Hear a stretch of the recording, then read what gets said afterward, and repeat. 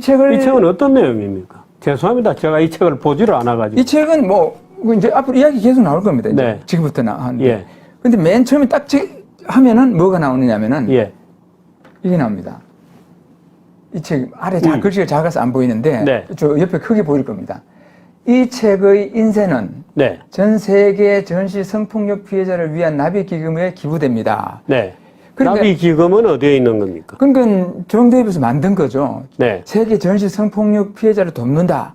는 취지로. 그런 취지인데 이것도 결국은 위안부들이 전시 성폭력 피해자라는 전제를 깔고 있거든요. 네. 말이 안 되는 겁니다. 네. 위안부는 전시 성폭력 피해자가 아니죠. 그건 전혀, 그래, 앞뒤가 안 맞는 이야기를 자꾸 꾸며 나가는 겁니다, 이제. 지금 나비 기금은 위안부 기금이라고 속칭돼 있는 거잖아요. 그렇죠, 예, 예. 근데 위안부들은 전시 성폭력 피해자가 아니죠. 아니죠, 예. 오. 그래, 이런 식으로 이제 혼란을 주는 거죠, 계속. 네. 그런데 중요한 것은 이 인쇄를 나비 기금에 기부한다고 약속했으면 네. 해야 되는데 네. 안 한 겁니다. 누가 하라는 것도 아닌데.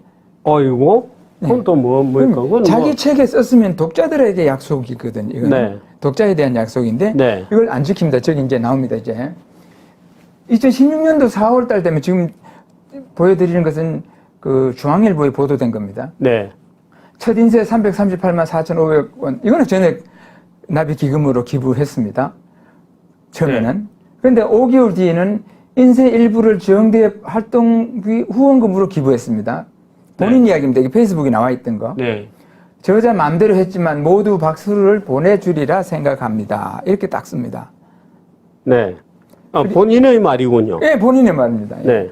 그리고 2017년 1월 5일 페이스북에는 인쇄가 215만 원 정도 네.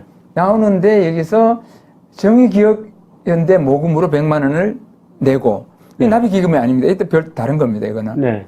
정의기억연대 모금이고 그 다음에 나비기금으로 50만 원 4분의 1 정도 네. 그 다음에 갑을 오토텍 지회 노동자에게 30만 원 네. 세월호 가족협의회 활동비로 50만 원 네. 이렇게 기부하게 되니 기분이 참 행복합니다. 이렇게 씁니다. 네. 페이스북에. 그러니까 이거는 지금 나비 기금에 전액 기부한다 해놓고 이제 약속을 어긴 겁니다. 이제. 네. 그리고 2019년 상반기에는 또 40만 원이 들어왔는데 나비 기금에는 쓴 돈이 없습니다. 네. 그 다음에, 이게 40만 원이 왜 나왔나, 이거 모르겠는데, 가면서.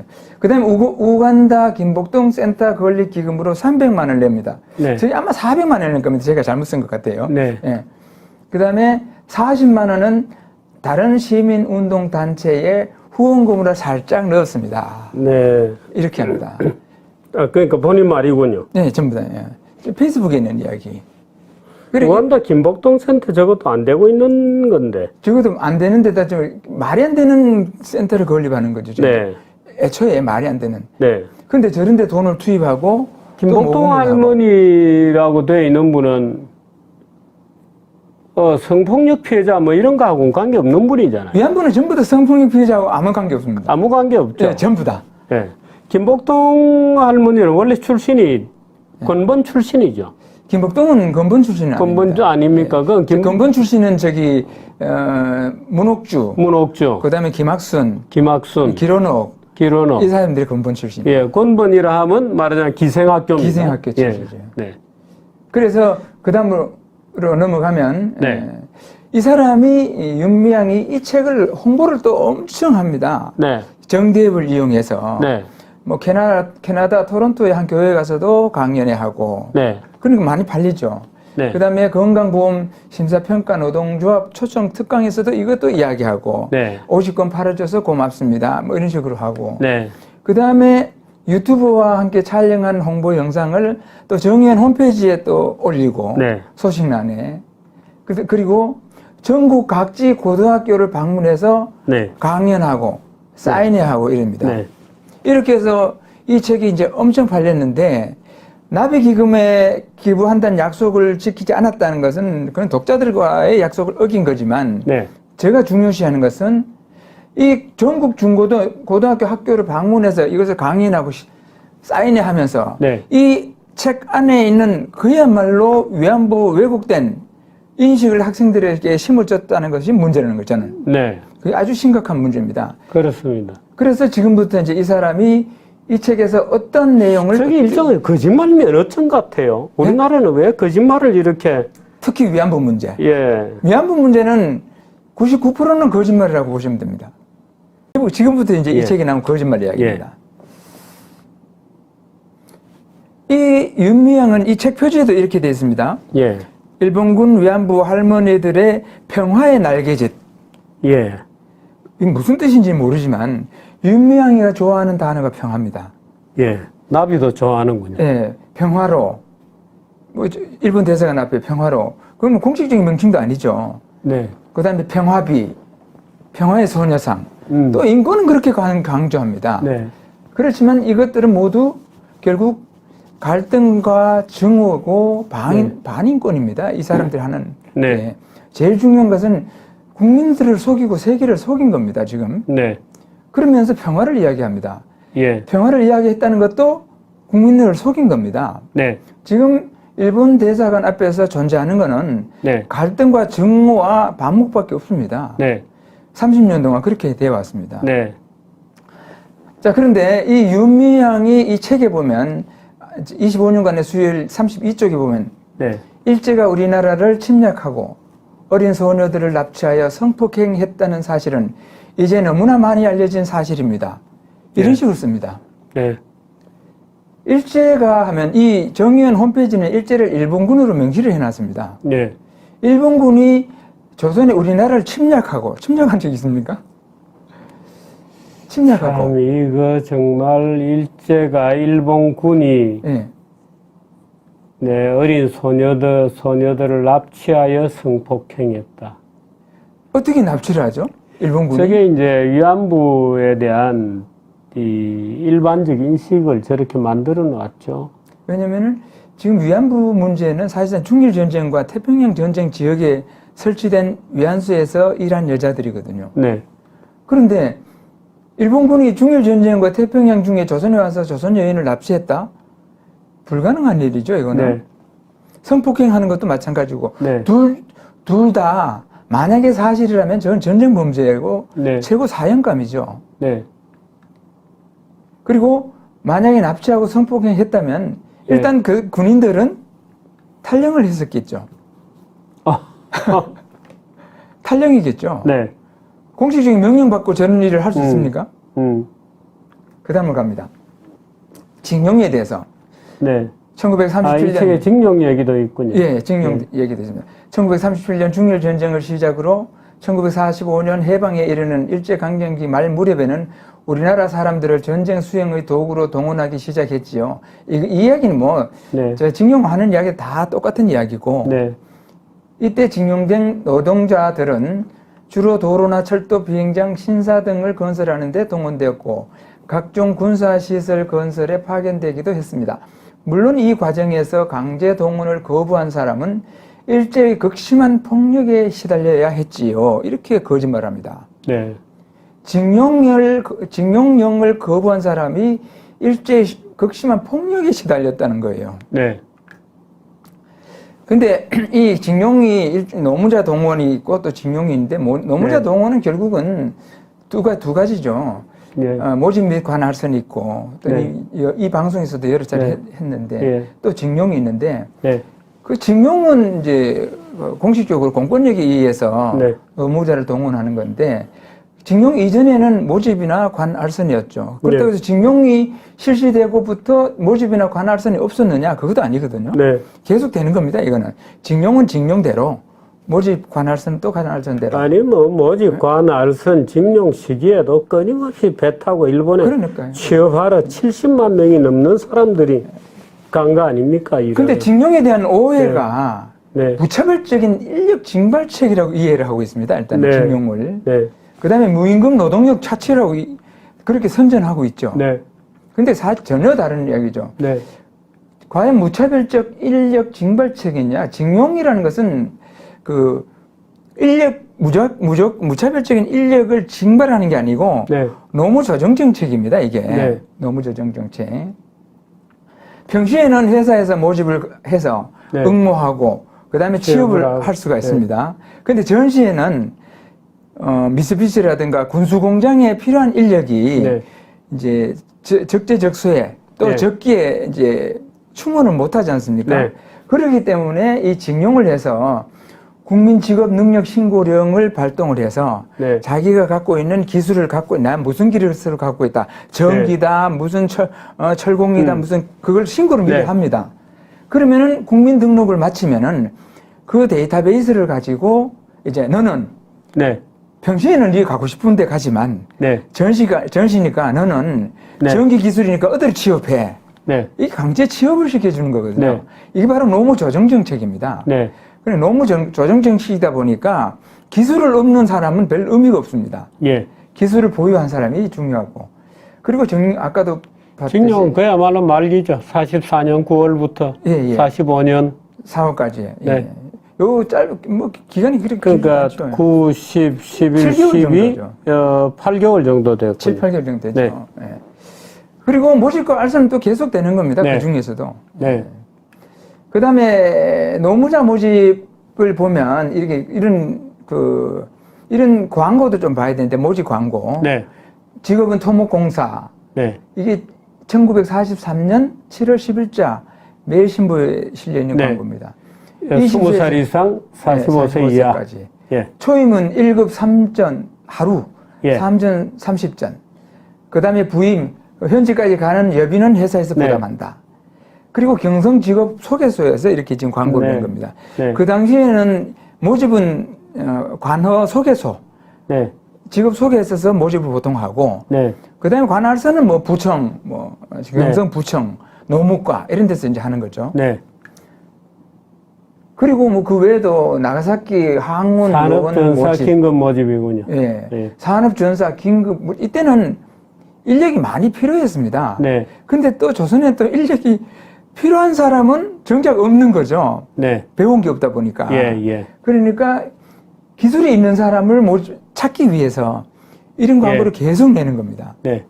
여기도 보면 대전 직업 소개소, 네. 그 다음에 청진 직업 소개소, 네. 이런 식으로 이제 직업 소개서에서 주로 이 일을 하고, 네. 여기서는 소개료를 요즘에 이제 부동산처럼 네. 소개료를 이제 수수료를 받죠. 그런데 노무자 경성직업 소개소 자체는 한국인이 경영하던 곳입니까? 조선인도 있고 일본인도 있고. 네. 주인은 누구였던가요? 아니 그건 지금 소개하는 밝혀진 거죠. 소개하는 회사, 민간의 회사인 예, 거죠? 소개하는 거죠. 네. 여기서도 위안부들도 소개하고 네. 작부들 뭐 네. 얘기 뭐 창기 다 소개합니다. 예. 근데 이제 제 내지 노동자의 복음이다. 그리고 이제 아까 네. 노무자들 무임금 노동 착취라 노동력 착취라 그랬는데 예. 그게 아니라 그 당시에도 보면은 내지면 일본 아닙니까? 네. 내지에 있는 근로자에 대해서 복음이다 그러면서 이제 복지 정책이 나온 거예요. 네. 그럼 뭐냐면은 가족수당, 별거수당. 가족수당. 네. 그러면 일본에 조선 가족들이 다 가 있는 경우는 네. 가족수당을 줍니다. 네. 그 다음에 다 가지 않고 혼자 가 있는 경우에는 별거수당을 주고. 네. 그 다음에 여기 보면은 또 노무 관리를 개선하겠다. 네. 이런 것까지 이제 노무 네. 조건은 굉장히 노무 복지를 네. 신경을 많이 쓴 거죠. 네. 조선에서는 이것은 사실상 상상할 수 없는 일이죠. 네. 이게 징용에도 마찬가지 적용이 되는 거죠. 아니, 사실은 이 알선, 모집 알선이 시작되기 전부터 뭐 수많은 사람들이 밀항을 해서라도 일본으로 취업하겠다고 엄청난 그 흐름이 있었거든요. 그럼요. 일본에서는 뭐 항구를 개설한다든가 네. 공장 짓는다 그러면 사람 필요하고. 사람이 필요하니까 네. 부산항을 통해서 수없이 밀려가고 네. 일본에서는 못 들어오게 하고 네. 그랬었죠. 이렇게 해서 일본에서는 무임금 그다음에 그 노동력 착취가 아니라 네. 이런 복지 정책을 썼다는 거죠. 이렇게. 네. 그럼 거짓말이죠. 아까 그것도 전부 다. 네. 그다음에 징용에 대해서 윤미향은 뭐라 했냐면 아까 네. 그랬죠. 물론 이 과정에서 강제 동원을 거부한 사람은 일제의 극심한 폭력에 시달려야 했지요. 네. 이렇게 거짓말을 뻔뻔스럽게 합니다. 네. 이거는 이제 징용이겠죠, 물론. 네. 징용이라고 하더라도 취업 회사를 관해서 네. 강제로 배정을 해주는 것 외에 네. 봉급 받는다든가 네. 이런 복지라든가 다 똑같습니다. 네. 봉급은 오히려 더 받을 수도 있고. 네. 그리고 중요한 것은 위안부도 그렇고 어느 것도 그렇지만은 모든 공권력의 행사는 문서에 의해서 이루어지지 네. 사람이 돌아다니면서 골고루 쫓아다니면서 끌고 가지는 않는다는 네. 거죠. 요즘도 군에 가면은 언제 소집 영장 보내면은 네. 언제 몇 시까지 어디로 오라 그러지 군인들이 와서 끌고 갑니까? 네.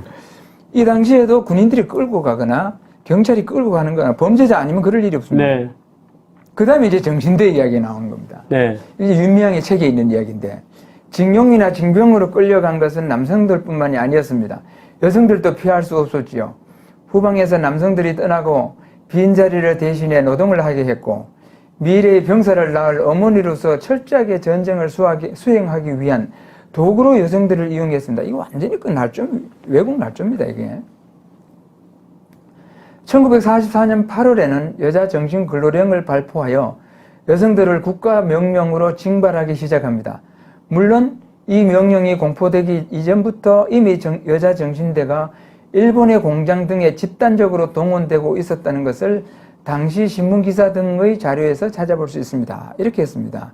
그러니까 네. 윤미향은 이미 강제로 동원됐다. 네. 근데 제대로 확실하게 동원한 것은 1944년 8월에 여자정신근로령을 발동하고부터다. 네. 그런데 이게 거짓말입니다. 네.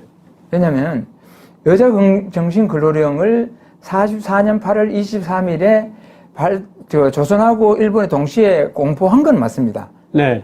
근데 조선에서는 이 여자정신근로령에 맞는 여성이 되려면은 보통학교 정도의 수준, 학력 수준. 네. 네.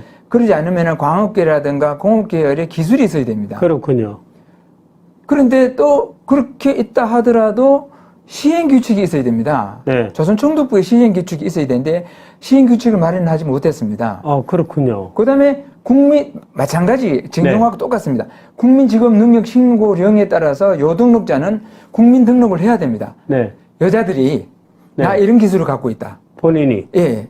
반드시 신고를 해야 됩니다. 네. 그러면 데이터베이스가 마련되죠. 네. 그걸 가지고 이제 소집을 하는 겁니다. 네. 그런데 그런 사람이 없는 겁니다. 네. 그래서 1944년 10월 달에 되면 조선에서는 요등록자가 없어서 네. 여자정신근로령을 적용하지 않는다. 그렇게 발표합니다. 허허. 그래서 그렇군요. 이 조선 땅에서는 그렇군요. 흔히 말하는 강제력, 공권력에 의한 강제 동원하는 정신대는 없었다는 거죠.